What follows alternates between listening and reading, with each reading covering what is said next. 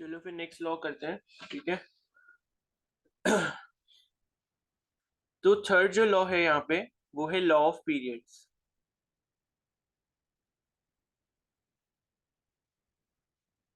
ठीक है, तो ये वाला जो लॉ है वो बेसिकली क्या बोलता है कि the square of the time period,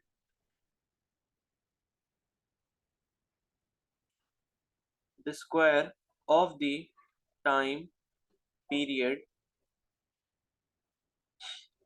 of revolution of a planet, of revolution of a planet is proportional to the, is proportional to the cube of the semi major axis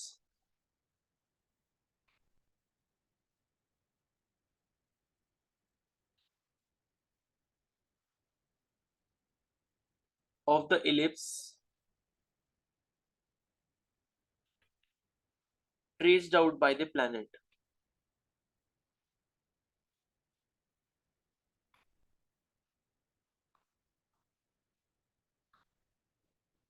ठीक है, तो ये वाला जो लॉ है basically क्या बोलता है कि लाइक यहाँ पर क्या है, आपको ये पता होना चाहिए। चलो पहले मैं इसका फिगर बना लेता हूँ दोबारा से।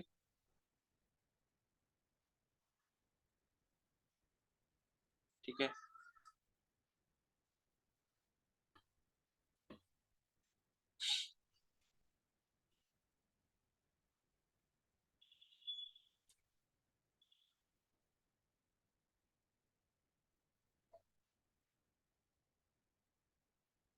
यहाँ पे मान लो इस वाले फोकस पे हमारा सन है,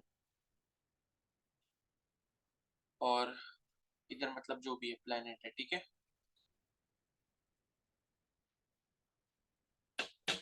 तो पहले आप मेरे को ये बताओ, चलो कौन बताएगा।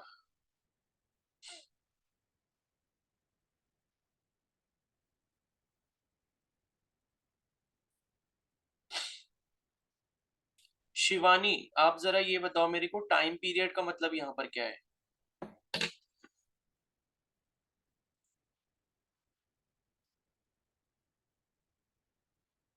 Shivani Goswami, yes sir. बताइए।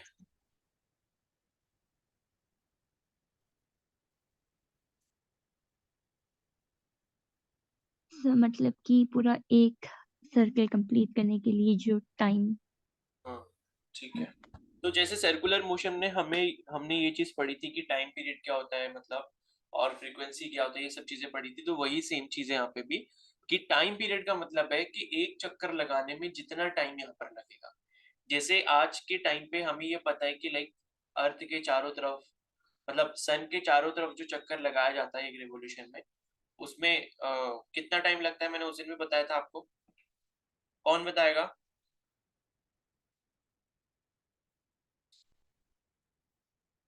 कनिष्का आप बताओ।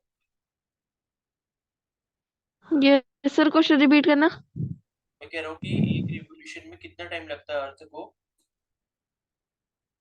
365 डेज। हाँ, 365 डेज। ठीक है, तो जैसे रिवॉल्यूशन में मैंने बताया था कि एक साल लगता है, यानी कि 365 डेज लगता है, लेकिन अपनी जब एक्सिस पे रोटेट करता है तब उसको 24 घंटे लगता है। ठीक है, तो यहाँ पर क्या है कि जब एक रिवॉल्यूशन किसी भी प्लैनेट का होता है, तो यहाँ पर ये जो तीसरा वाला लॉ है वो ये बोलता है कि यहाँ पे क्या होगा, जो आपका स्क्वायर होगा टाइम पीरियड का, टी स्क्वायर, वो आपका डायरेक्टली प्रोपोर्शनल होगा किसके, to the cube of the semi major axis of the ellipse traced out by the planet. ठीक है, अब देखो यहाँ पर मैं आपको ये बता दूं कि भाई ये जो मेजर एक्सिस और माइनर एक्सिस का मतलब ये है कि ये वाला मतलब आप ये देख रहे हो जहां से हमने सर्कल को स्ट्रेच किया था, मतलब दो साइड से हमने क्या किया था, थोड़ा थोड़ा स्ट्रेच किया, और दो साइड से क्या किया था, हमने कंप्रेस किया था। तो ऊपर और नीचे वाले पार्ट से तो हमने क्या किया था, कंप्रेस किया था, लेकिन साइड वाले पार्ट से हमने क्या किया था, उसको स्ट्रेच किया था। तो जिधर से हम स्ट्रेच करते हैं, यानी कि ये वाला जो आप एक्सिस देख रहे हो, ये वाला जो एक्सिस होता है, मतलब ये वाली जो लंबाई होती है, वो उसे हम मेजर एक्सिस बोलते हैं। ठीक है, बेसिकली मतलब मैं आपको दिखा देता हूं। ये वाला जो एक्सिस होता है, जो मैंने ग्रीन कलर से बनाया है, इसे हम बोलते हैं मेजर एक्सिस। ठीक है, और ये वाला जो एक्सिस होता है हमारा, इसको दूसरे कलर से बना लेते हैं। ठीक है, ये जो मैंने रेड से बनाया है, इसे हम क्या बोलते हैं, माइनर एक्सिस बोलते हैं। मतलब मेजर एक्सिस मतलब, मेजर का मतलब जो चीज ज्यादा हो, ठीक है, या मेजोरिटी जब हम टर्म यूज करते हैं मतलब कि ज्यादातर, या माइनर का मतलब क्या हुआ, जो चीज कम हो यानी कि छोटी हो। तो ये आपका मेजर एक्सिस हो गया, वो आपका क्या हो गया, माइनर एक्सिस हो गया। ठीक है, तो एक मिनट रुको, बस इसके लिए मैं ये देख लूं कि नोटेशन क्या यहाँ पर यूज करी है सेमी मेजर एक्सिस की लेंथ के लिए।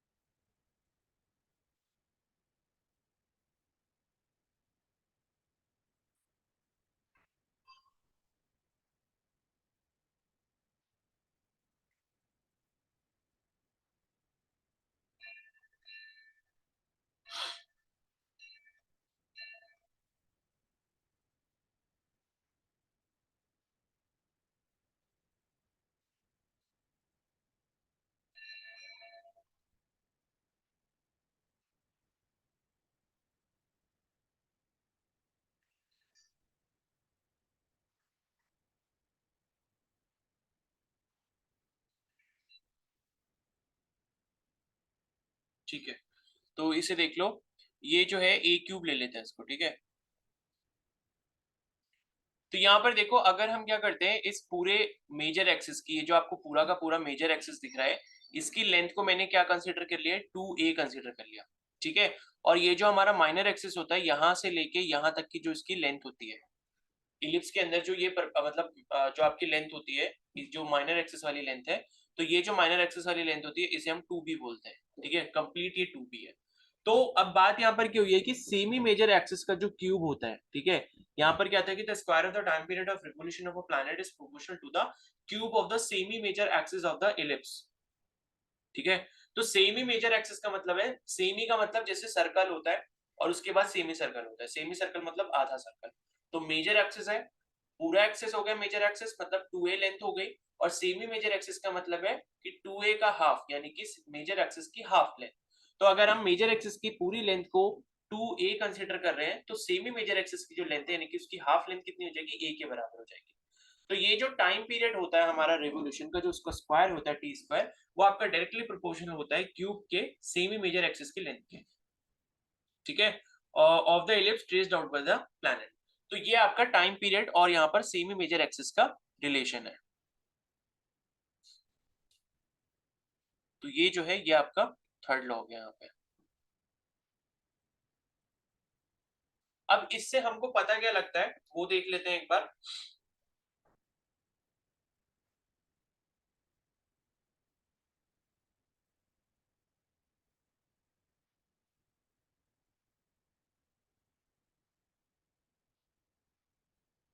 ठीक है, तो यहाँ से हमें पता क्या लिखेगा, इसके लिए मैं एक लाइन लिख देता हूँ यहाँ पे नीचे।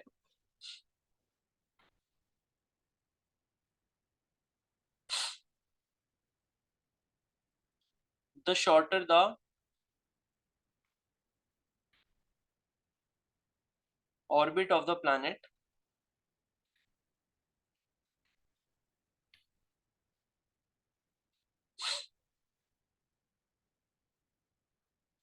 around the sun,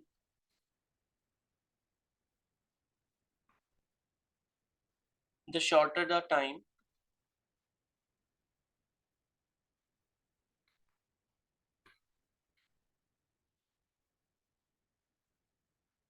taken to complete one revolution।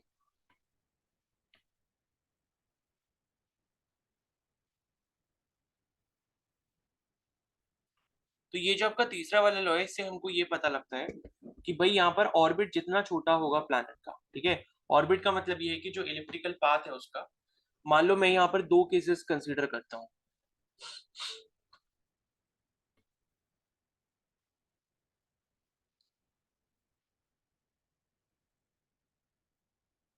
ठीक है, एक केस ये हो गया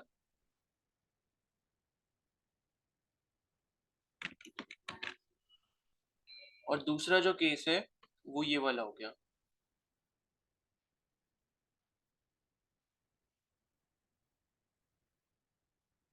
ठीक है। तो एक केस ये हो गया और दूसरा केस ये वाला हो गया। अब यहाँ पर क्या है, मैं इसके मेजर एक्सिस और माइनर एक्सिस बना देता हूँ।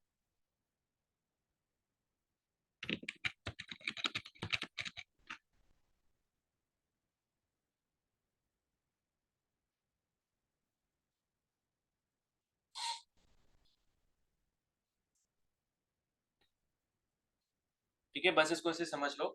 तो यहाँ पर क्या है कि ये आप देख सकते हो मेजर एक्सिस की जो लेंथ है वो यहाँ पे मान लो कि ए है, मतलब सेमी मेजर एक्सिस जो है वो इतना हुआ, ठीक है, यहाँ से लेके यहाँ तक की जो लेंथ है वो आपकी ए की बराबर हुई। और यहाँ जो हमने ये बड़ा वाला लिया है इसको मैंने मान लो कैपिटल ए ले लिया, जो सेमी मेजर एक्सिस की लेंथ है। तो यहाँ पर आप क्लियरली देख पा रहे हो कि कैपिटल ए जो है वो हमारा बड़ा है स्मॉल ए से, ठीक है। कैसे बड़ा है, बिकॉज यहाँ पर क्या है, जो सेकंड वाला है उसमें आप मेजर एक्सिस की लेंथ देखोगे वो ज्यादा है, तो सेमी मेजर एक्सिस की लेंथ भी ज्यादा हो जाएगी। और दूसरा वाला जो मतलब पहला वाला जो केस यहाँ पर बना है, इसको फर्स्ट केस ले लेते हैं और इसको यहाँ पर सेकंड केस ले लेते हैं। तो फर्स्ट वाले केस में जो है वो आपका यहाँ पर जो सेमी मेजर एक्सिस की लेंथ है वो छोटी है इन कंपैरिजन टू सेकंड वाला। तो कहने का मतलब यहाँ पर ये है कि भाई जिसका सेमी मेजर एक्सिस बड़ा होगा या जिसका मेजर एक्सिस बड़ा होगा उसका मतलब ये है कि ऑर्बिट जो है उसका बड़ा होगा, ठीक है। क्योंकि अगर आपने मान लो अगर जैसे आप सर्कल को भी लेते हो तो सर्कल में आप जैसे डायमीटर या रेडियस को बढ़ा देते हो तो क्या होता है, सरकमफेरेंस बढ़ जाता है, ठीक है। जैसे सरकमफेरेंस क्या होता है, 2 पाई आर, यानी कि आर जितना ज्यादा होगा, रेडियस जितना ज्यादा होगा उतना ज्यादा उसका सरकमफेरेंस होगा। और मान लो अगर छोटा सर्कल होता है उसकी रेडियस अगर कम होती है तो आप क्या करते हो, उसमें जो हमारा सरकमफेरेंस होता है उसकी लेंथ भी कम हो जाती है, मतलब जो सर्कुलर पाथ है उसकी लेंथ कम हो जाती है। तो उसी से कंपेयर करके अगर आप यहाँ इलिप्स को भी देखोगे तो यहाँ पर क्या है, अगर सेमी मेजर एक्सिस की लेंथ बड़ी होगी तो यहाँ पर इसका इलिप्टिकल पाथ का साइज जो है वो भी बड़ा होगा इन कंपैरिजन टू वो वाला जिसमें सेमी मेजर एक्सिस की लेंथ क्या है, छोटी है, ठीक है।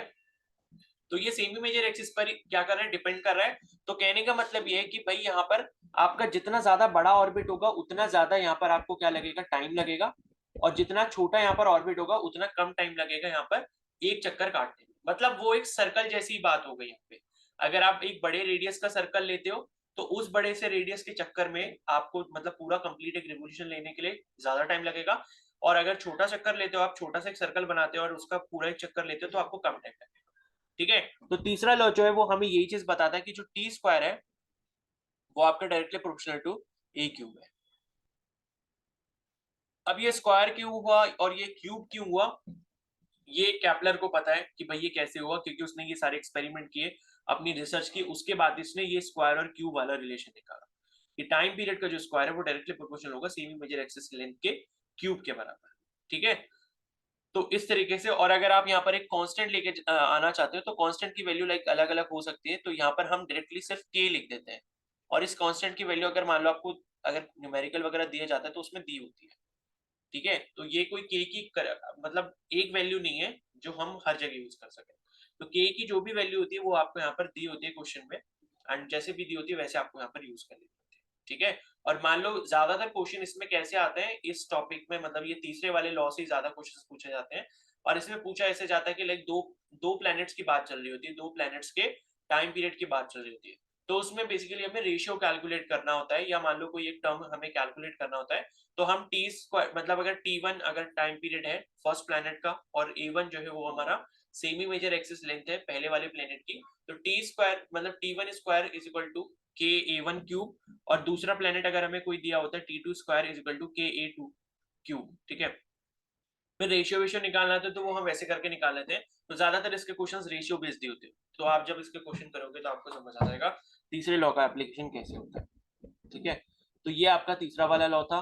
फिर उसके बाद ये सेकंड लॉ हो गया लॉ ऑफ एरियाज, और पहला वाला जो लॉ था वो था आपका लॉ ऑफ ऑर्बिट्स। अब आप मेरे को बता सकते हो आपको जो भी चीज यहाँ पर पूछनी है। और अभी किसी ने जैसे पूछा था ना कि भाई ये जैसे प्लेनेट के पास यहाँ पर मान लो सन के पास आएगा, मतलब ये जो सेकंड लॉ में बताया था कि मैंने आपको बोला था कि लेफ्ट साइड पे अगर कोई प्लेनेट आ रहा है, जो मतलब अगर मान लो लेफ्ट वाले फोकस पे हमारा सन है और उधर से जब प्लेनेट गुजरेगा तो उसकी स्पीड जो है वो ज्यादा हो जाएगी। ठीक है, उसकी स्पीड ज्यादा इसलिए हो जाएगी बिकॉज आप देख रहे हो कि सन और जो प्लेनेट है उसके बीच में क्या है, यहाँ पर हमारा डिस्टेंस क्या है, कम हो चुका है।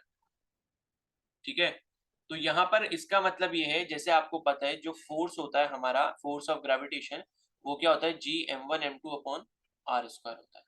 ठीक है, तो अगर ये वाला जो आर है, ये आर क्या है, बेसिकली दो प्लैनेट्स के बीच में अगर हम यहाँ पर ये वाला केस कंसीडर कर रहे हैं तो सन और प्लैनेट के बीच का डिस्टेंस हमारा आर है। तो अगर ये मतलब प्लैनेट हमारा लेफ्ट साइड पे है, यानी कि सन और प्लैनेट के बीच की जो दूरी है वो कम हो गई। अगर ये दूरी कम हो गई तो यहाँ पर क्या होगा, ये फोर्स बढ़ जाएगा। और ये फोर्स अगर बढ़ेगा इसका मतलब कि सेंट्रीपिटल फोर्स बढ़ेगा, एंड जिस वजह से क्या होगा, जो सेंट्रीपिटल फोर्स होता है M V square by R, ठीक है, नहीं M V square by R, तो उसकी वैल्यू जो बढ़ जाएगी, इससे क्या होगा, हमारा जो ये बॉडी है उसमें ज्यादा वेलोसिटी आएगी, ऑर्बिटल वेलोसिटी, और वो ज्यादा तेजी से मूव करेगा। और तीसरे लॉ से ये बात इसलिए प्रूव होती है कि भाई अगर मान लो क्या है कि अगर मान लो छोटा वो है, मतलब अगर लेफ्ट साइड में आप देखो, अगर एक ही इलिप्टिकल पाथ के अंदर देखो, तो लेफ्ट साइड में आपको जो मेजर एक्सिस की लेंथ मिलती है वो कम मिलती है, और राइट साइड में अगर देखोगे तो मेजर एक्सिस की लेंथ यहाँ पर ज्यादा हो जाती है। मतलब लेफ्ट, अगर हम ये वाला केस जो आप अपनी स्क्रीन पे देख रहे हो, इसमें अगर देखोगे जो ए है यहाँ पे, मतलब सेमी मेजर एक्सिस है, उसकी लेंथ यहाँ पर कम हो गई है, मतलब A 2A अगर पूरा है तो A से भी कम हो चुके हैं। लेकिन जब प्लेनेट राइट साइड में आएगा तो वो जो A की वैल्यू है वो ज्यादा हो जाएगी, 2A मतलब A से भी ज्यादा हो जाएगी, लेकिन 2A से कम रहेगी। तो उसमें भी क्या है कि अगर मान लो A छोटा तो टाइम पीरियड छोटा, A बड़ा तो टाइम पीरियड भी बड़ा, बस। तो तीसरे लॉ से भी ये चीज प्रूव होती है।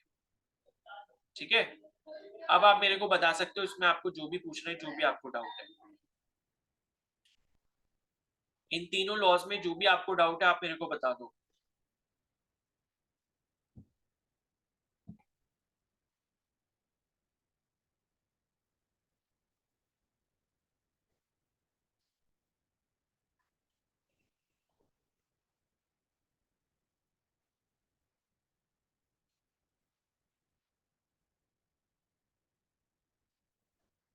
बता दो, समझ आ गया नहीं आ गया, ये तो बता दो।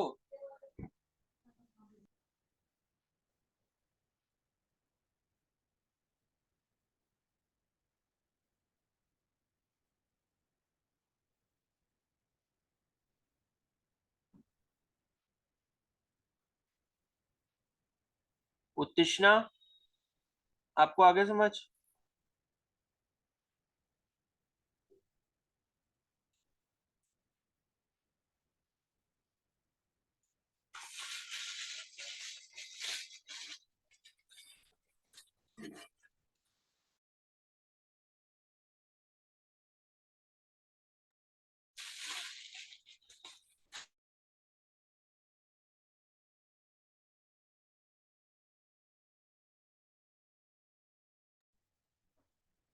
ठीक है, चलो फिर अब क्वेश्चंस देख लो जल्दी जल्दी से, जो मैंने आपको कल दिए थे वो ओपन कर लो, जो भी आपने करा है।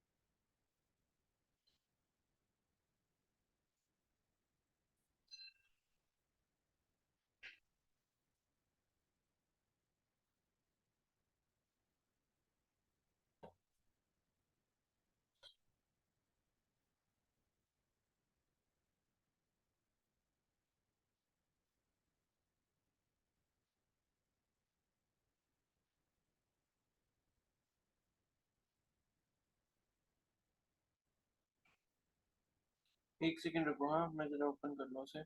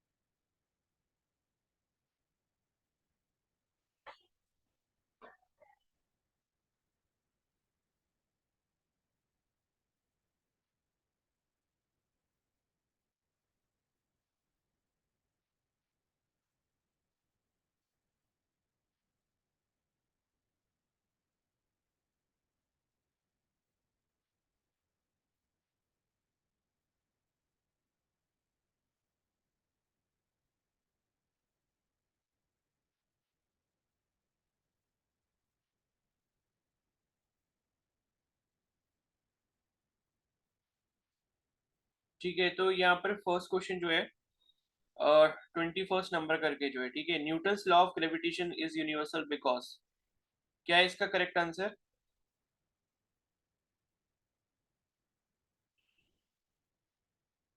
क्यों होगा भाई यूनिवर्सल? चारों ऑप्शन में से आपको कौन सा लगता है?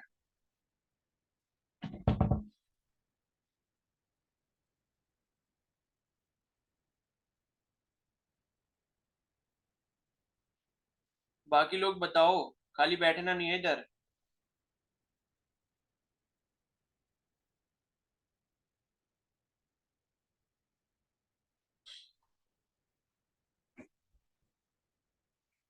ठीक है, तो बी होगा इसका, ठीक है। इसका करेक्ट आंसर जो है वो क्या होगा? B. It acts on all masses at all distances and not affected by the medium. तो मीडियम से कोई इफेक्ट नहीं पड़ता, कल हमने पढ़ा था इंटरवीनिंग मीडियम से कोई भी इफेक्ट नहीं पड़ता, हमने कैरेक्टरिस्टिक्स में पढ़ा था। और इसी वजह से क्या है, ये क्या है, यूनिवर्सल है। सेकेंड है, on going from one planet to another planet the value of capital G क्या होगा? इंक्रीजेस, डिक्रीजेस, रिमेन सेम और नन ऑफ दीज? सी, ठीक है, क्योंकि यूनिवर्सल ग्रेविटेशनल कांस्टेंट है वो, तो वो चेंज नहीं होगा। नेक्स्ट क्वेश्चन है, there have been suggestions that the value of the gravitational constant capital G becomes smaller when considered over very large time period in billions of years in the future. If that happens for our earth, तो क्या होगा?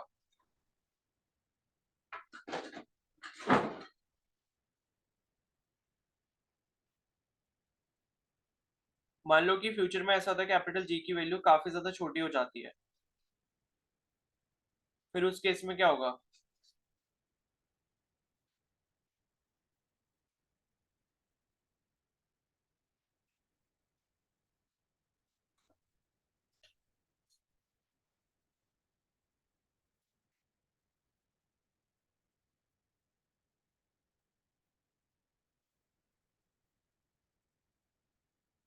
ठीक है, तो इसका C हो जाएगा answer, because A B D में तो ऐसा कुछ है भी नहीं जो कैपिटल जी से अफेक्ट होगा। ठीक है,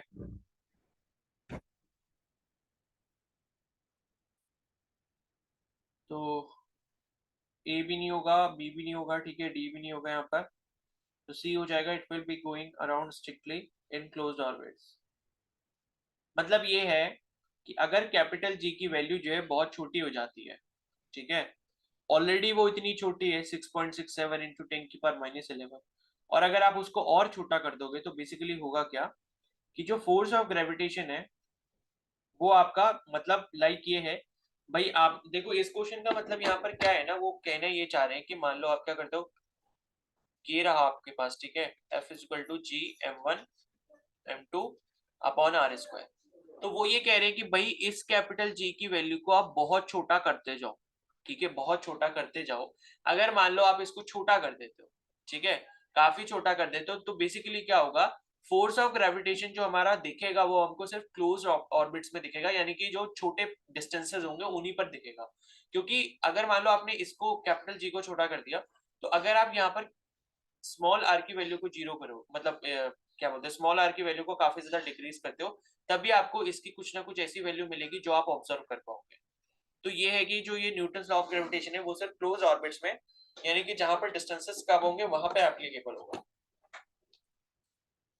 ठीक है, यस सर।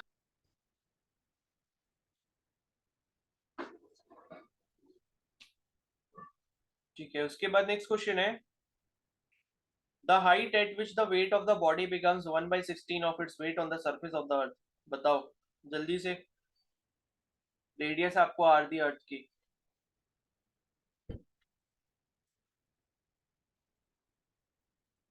कामिनी बताओ क्या आएगा?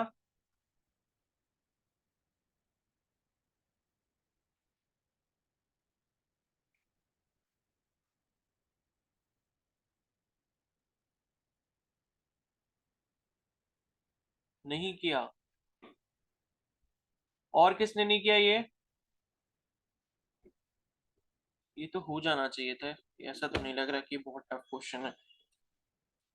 देखो ये कह रहे हैं कि भाई आपको वो हाइट बतानी है जहां पे क्या होगा, वेट ऑफ द बॉडी जो है वो 1/16 हो जाएगा, ठीक है।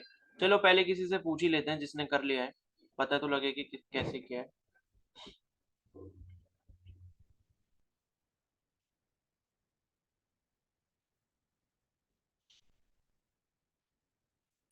कशिश भट्ट, आप बताओ कैसे किया है।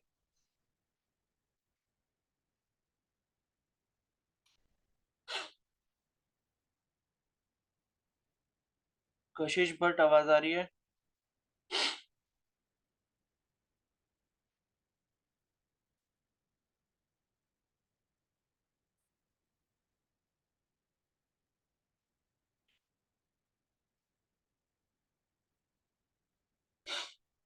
GGM divided by R plus क्या, H स्क्वायर, क्या लिखा है ये?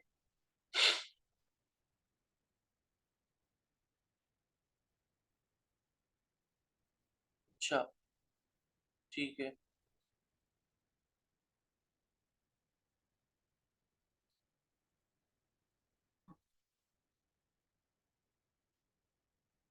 लेकिन ये तो सीधे सीधे फॉर्मूला बता दिया ना आपने, अपने ये तो बताया नहीं आया कैसे। निकिता आप बताओ जरा। सर मैंने भी इसी फॉर्मूले से किया है। नहीं, ये फॉर्मूला आपको किसने बताया? सर मैंने देखा था। हाँ देखा था तो ये नहीं, तो ये बताओ ना, आपको समझ आया नहीं आया कि ये फॉर्मूला कैसे आया, हमने क्यों यूज करा? वो ये वाला क्वेश्चन नहीं आया था भैया मुझे समझ, मैंने करने के लिए तो कर दिया था बट मुझे पता नहीं था। तो ऐसे करने का क्या फायदा है ये बताओ। मैं यहाँ पर कोई वो थोड़ी जीके क्विज कंपटीशन थोड़ी चल रहा है इधर कि आंसर सही बताओगे तो आप करोड़पति बन जाओगे। आपको अगर नहीं आया तो ये बता दो कि हाँ ठीक है, मेरे को समझ नहीं आया, लेकिन हाँ मतलब मैंने कर लिया। ऐसे करने का कोई फायदा नहीं है भाई। ना मैं अमिताभ बच्चन हूँ, ना आप यहाँ पर केबीसी खेलने आए हो जिससे आपको ये है कि आपने तुक्का लगा दिया या करेक्ट आंसर कैसे भी करके बता दिया तो आपको जो है यहाँ पे कुछ मिल जाएगा। ठीक है, और कोई है ऐसा जिसने किया है? कशिश आप बताओ, दूसरी वाली कशिश जो है।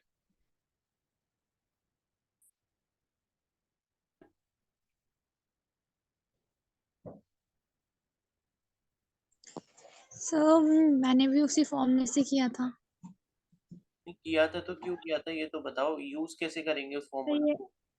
ऐसे ये क्वेश्चन मैंने पहले भी किया हुआ था तो मेरे को याद था तो मैंने उसी तरीके से कर दिया। ओह, मतलब अब फिजिक्स के क्वेश्चंस भी याद किए जाएंगे हैं? मतलब रिकॉल हो रहा था तो मैंने उसी तरीके से कर दिया। भाई गलत है भाई, नहीं हो रहे मत करो, ठीक है। खुद से ट्राई करो, चीटिंग करना बंद करो अभी, क्योंकि इससे कोई फायदा होगा नहीं। देखो एट द एंड क्या होगा, आपको लगेगा कि यार मैंने तो बहुत सारे क्वेश्चंस कर रखे हैं, लेकिन क्या है ना कि जब तक वो क्वेश्चन को आप खुद से नहीं करोगे तब तक उस चीज का कोई फायदा है नहीं। मतलब आप सीख नहीं रहे हो, खाली आप चीटिंग कर रहे हो। अब ये कॉलेज के असाइनमेंट या स्कूल का होमवर्क तो है नहीं कि भाई करके ही लाना है वरना कल डंडे पड़ेंगे, ऐसा कुछ होगा, या इंटरनल के मार्क्स नहीं मिलेंगे। तो ऐसी चीज नहीं है, तो एटलीस्ट ये है कि कम से कम चलो ठीक है, आपने अगर सोल्यूशन देख भी लिया है तो उसको समझने की कोशिश तो करो कि ये हुआ कैसे होगा। ठीक है, तो देखो फिर इसे करना कैसे है।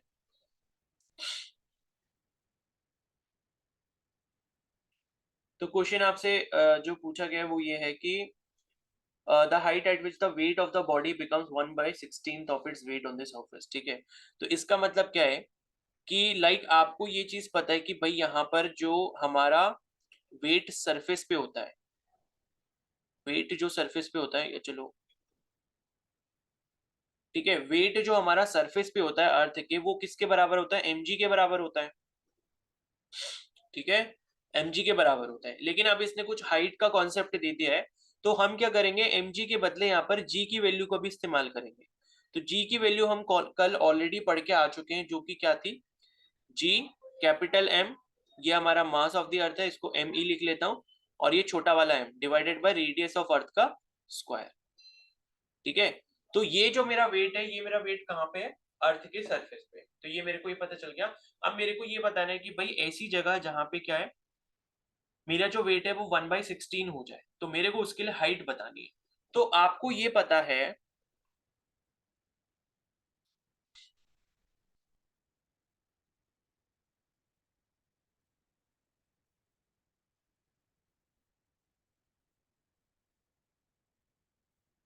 एक मिनट रुको, हाँ कल जो फॉर्मूला बताया था वो देख लो जरा।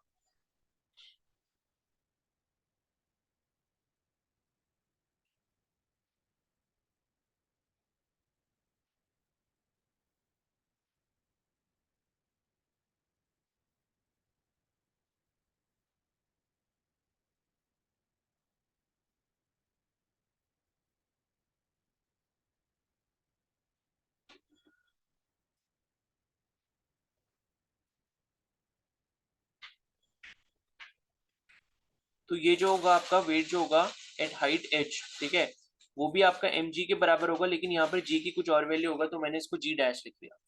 अब ये जो g डैश है यहाँ पर क्या होगा m, और ये जो g की वैल्यू उसका फॉर्मूला यही रहेगा g capital M small m divided bye are E plus h का स्क्वायर। ठीक है, तो ये बेसिकली क्या है, हमने क्या ये अर्थ है, इसके सेंटर से अगर आप आर ई डिस्टेंस ये वाला लेते हो तो तब के लिए यहाँ पर जो सरफेस पे वैल्यू होगी वो g है, जो कि capital G capital M small m divided bye R E square होगी। लेकिन उसने ये बोला कि भाई हम क्या है, इससे कितनी हाइट पर ऊपर जाएंगे। मान लो यहाँ पर मैं चला गया, ये हाइट हमारी हो गई h, यहाँ से लेके यहाँ तक। तो आपसे जो क्वेश्चन में बोला गया था कि सरफेस के ऊपर कितनी हाइट होगी, ठीक है, तो the height at which of the body of at way नहीं the weight of a body becomes 1/16 of its weight on the surface of the earth. तो यानी कि h हाइट हम अगर ऊपर चले गए तो यहाँ पर जाके हमारा जो वेट है वो कितना हो जा रहा है, 1/16 हो जा रहा है। ठीक है, 1/16 हो जा रहा है, इसका मतलब है कि g की जो वैल्यू है वो 1/16 हो जाएगी, क्योंकि मास तो कांस्टेंट है, तो मास इंटू मतलब स्मॉल जी है, तो मास मास तो दोनों में यहाँ पर कैंसिल हो जाएगा, तो 1/16 इसको हमने बनाना है। तो यहाँ पर अब जो हम g का, अगर हम मान लो g की वैल्यू यहाँ पर निकालना चाहते हैं इस पर्टिकुलर पॉइंट पे जहाँ पे हम h हाइट पे ऊपर चले गए हैं, एंड इसका वेट यहाँ पर क्या हो गया 1/16 हो गया, तो उसके लिए हम फिर ये वाला फॉर्मूला यूज करेंगे g capital M small m divided bye are E plus h का स्क्वायर, यानी कि h हाइट पर हम ऊपर चले गए। और आपको ये भी पता होगा कि h हाइट ऊपर जाओ या d डेप्थ नीचे जाओ, दोनों ही केसेस में स्मॉल g की जो वैल्यू है वो डिक्रीज होती है। ठीक है, तो बस अब इसका रेशियो निकाल देना है, W S by W H. जब आप इसको करते हो तो यहाँ से आपको क्या मिलता है, M G by M G dash is equal to M into capital ji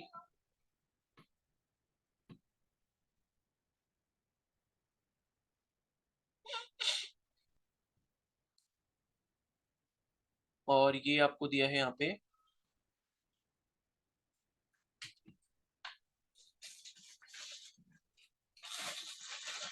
are E plus H का स्क्वायर। और ये बोला है आपसे कि यहाँ पर जो मतलब वेट ऑफ द बॉडी है, जो आपका यहाँ पर डब्ल्यू एच की जो वैल्यू है वो कितनी हो जाती है, 1/16 हो जाती है डब्ल्यू एस के, मतलब weight of the body at the height h is equal to 1/16 weight on the surface. तो मतलब ये है कि W H by W S की जो वैल्यू है वो आपके पास यहाँ पर कितनी है, 1/16 के बराबर है, यानी कि ये वाला जो पूरा रेशियो है ये आपका 1/16 के बराबर हो जाएगा। तो यहाँ से m और m यहाँ पर कैंसिल हो गया, तो यहाँ पर जो आपको मिलेगा वो क्या मिलेगा, g capital M small m upon R square is equal to 1/16 g capital M small m divided by r plus h का स्क्वायर।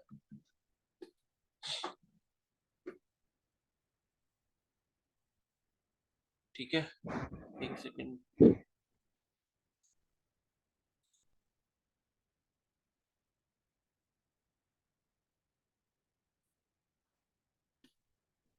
वन बाई 16, ठीक है, एक्चुअली थोड़ा सा वो उल्टा लिख दिया मैंने इसको, r प्लस एच आपका लेफ्ट साइड में होगा, ठीक है, बिकॉज वो है आपका वेट एट हाइट h, तो ये आपका r प्लस एच का स्क्वायर हो गया और ये आपका r स्क्वायर हो गया। अब ठीक है, ठीक है,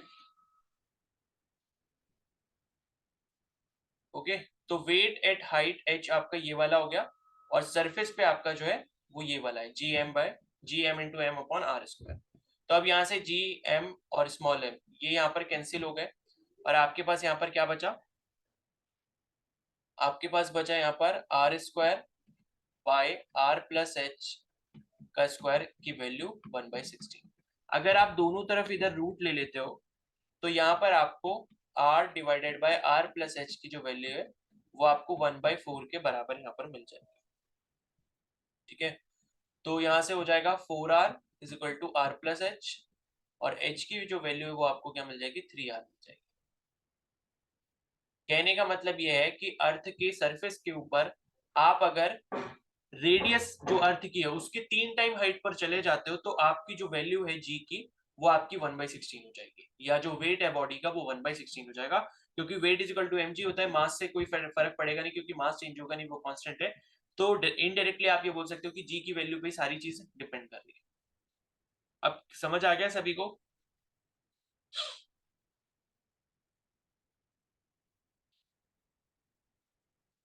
बताओ।